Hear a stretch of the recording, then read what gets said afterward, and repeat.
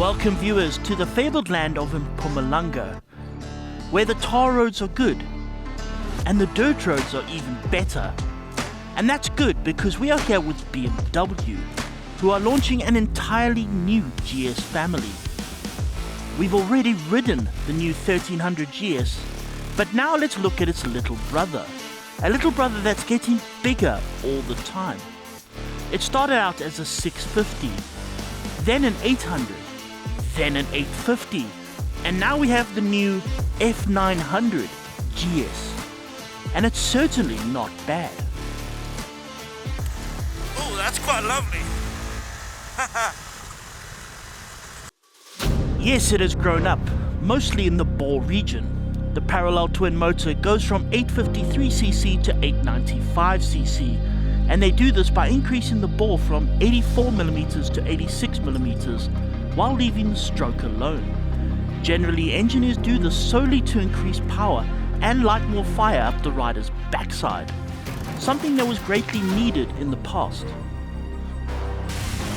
But this motor's good. I mean, it really is a good motor. As I said, I've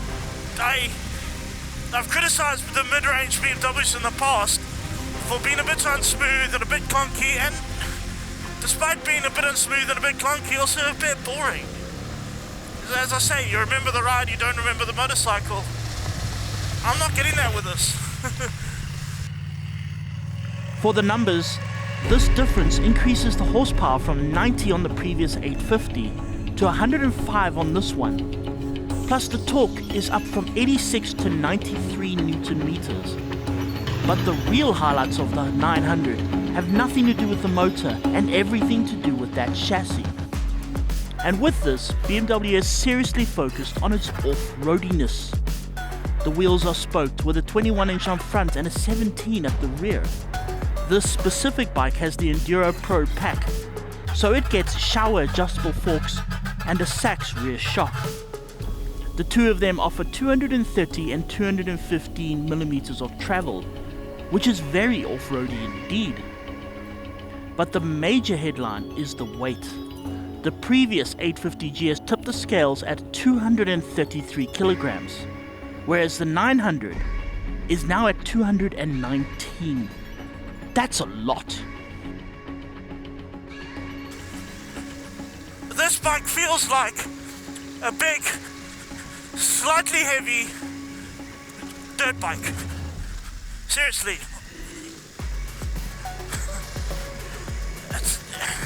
BMW has put so much into weight saving, and it means so much, especially on roads like this. It just, when a bike is lighter, it does everything better. Well, apart from being stable, but I mean, this is hardly unstable. Big enough front wheel will kind of do anything. It does. I mean, the suspension works well. It's light, it's got the off-road stance, the off-road feel. I mean, this is sort of how a rally bike kind of feels like. I've not ridden a rally bike, I've sat in one, you know. What a man am I. It wasn't too different to this. More so, the electronics are very much the same as on the previous model, with the same handlebar switches and the same classy TFT dash, which is good news because it means you won't have to invite a nephew round to explain how it all works. And there is much that's improved. This quick shifter works well, and quick shift in the dirt is... Sorry, people are like, what do you need quick shift in the dirt for? That's for racing, that's for MotoGP. No, quick shift in the dirt is brilliant. Especially when you get to one of those oh-poo moments, you know, where bits come out of your bottom. And all you really need is just down a gear. And instead of trying to fiddle with clutch and fiddle with all sorts of things, you just use your foot, go doom down, and bobs your uncle, you're in another gear. Life is good. Out of a tight corner, sorry, hard. The ABS works well. ABS, I mean, you still got people who don't like ABS, the modern day ABS systems. I'm sorry, unless your name is Brad Binder or Ross Branch, really, this ABS is saving your life. It's saved my life so many more times. I'm so much more confident about the way I pull brakes and the way I can ride, and I'm riding faster and better because of it. Genuinely. I feel more confident it has. It's saved my life a bunch of times. True story. And while BMW were improving things, they somehow managed to leave something else off entirely. I think if there was one criticism of this bike, it's got no bleeding cruise control. It's like the 800 has cruise control, the 900 doesn't. Why doesn't the 900 have cruise control, BMW? Come on, get on with it. Apart from that, everything is looking good for the now sizable mid-range GS. It is now pretty much matching its rivals in terms of performance, equipment, ability, and with the base model at 242,000 Rand, on price too. But there's still more than that. This is such a good motorbike. It's an annoyingly good. I like making fun of BMW, you know, it's like making fun of the big people. The thing is about big organizations is they become big for a reason. They're generally very good at what they do. And BMW is no exception. I just get a feeling there's been a younger generation of people moving in, and they want things that are funkier and fun. I mean, look at the color scheme on this bike, bright yellow. You wouldn't have seen that on a BMW back in the day. You know, and everything's just funkier and more fun and more interesting and more entertaining. And it's a very, very good thing. It's a very, very good thing.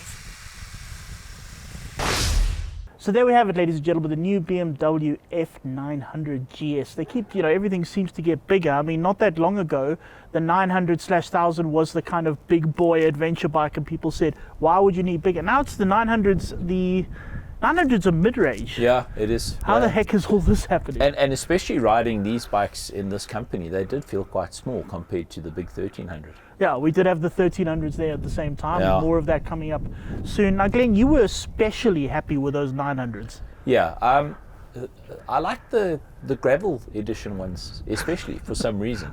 Yeah. Guys, what they've done is they've taken and there's no getting away from it. It is a big capacity adventure bike. Yeah. And they've dirtied it. That's what they've done. And particularly, once again, I'm sorry, I'm referring back to the 1300. After climbing off the really big mama onto the little dirtified ones, they're actually really fantastic to ride. Yeah.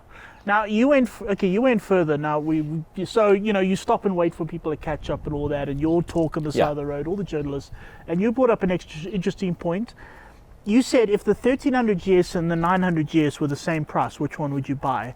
I, of course, said 1300 because I want to go really, really quickly, but I'm also a bit stupid. So you didn't say that. No, I've always leaned towards, and I got a funny look from one of the BMW guys this weekend when I said, this is the first time that I thought to myself, I could own a BMW.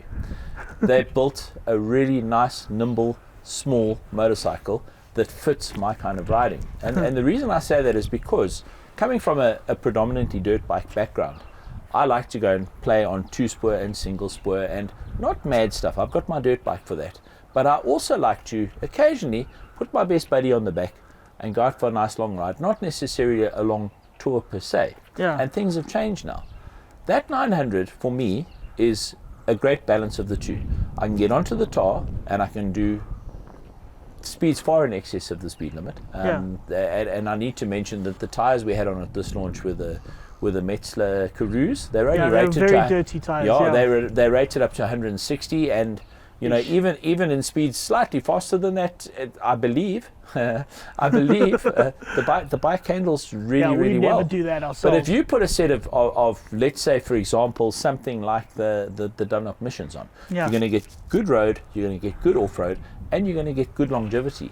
So for me, to go touring on that motorcycle and use it as an everyday bike to work and back, and then to go and play dirty on the weekend on a bike that you're not worried you're going to break because it's so big and heavy, I think they've nailed it. So it's interesting because, you kind of, what I said in the piece, we kind of enjoy mocking BMW, because they're nice and big, so you're not punching down or anything. You do. Yet they're kind of ruining this for us by building bloody good motorcycles. Don, there's been a swap, and the swap has come in ever since they made the shift cam engine, and I think you'll agree. That's when suddenly the boxer motors started appealing to me particularly, because the bike suddenly had all this lack of personality. On the first rendition of I think it was the 850, The Parallel Twin was a little bit underwhelming to me. Yeah. That was I think it's the last edition. I used the word forgetful. Yeah, they were nice, and nice isn't the right word to use for a motorcycle. You don't say Anyway, nice. means Cup you of don't tea say is nice. nice. You don't say nice. What they've done to these makes sense to me, because suddenly now 900 cc's, it's got lots of squirt, but it's not overly powerful that you're going to think, goodness gracious, I'm going to crash into that tree. And it's a well balanced engine, and I hate the word well balanced as well. The balance between frame and engine and horsepower, they've nailed it. Yeah. It's great. Very good. As simple as that.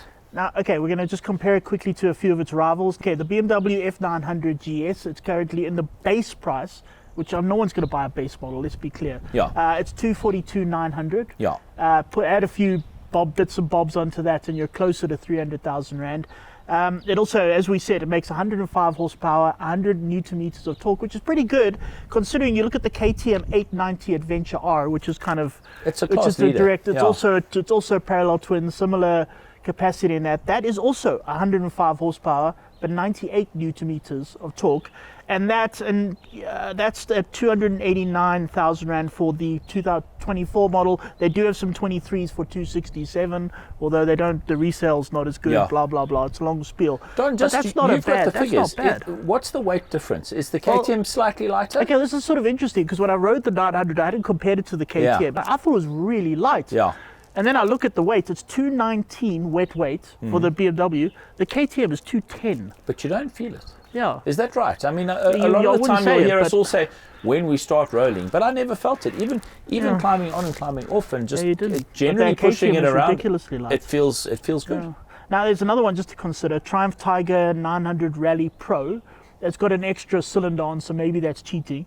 But those are 279,000 Rand, and that's okay. So the base BMW is 242, but you're going to add stuff to it. Yeah. 279 is everything. They only sell that bike with all the Bells and kits whistles. onto it, and that's kind of similar. 106 horsepower, which is slightly more horsepower, but 90 newton meters, which is a bit less. That thing's very kind of geared for sort of heavy off-road, Yeah. from what I can see. Yeah. Hitting stuff hard. The sort of very kind of experienced rider, but also an interesting one.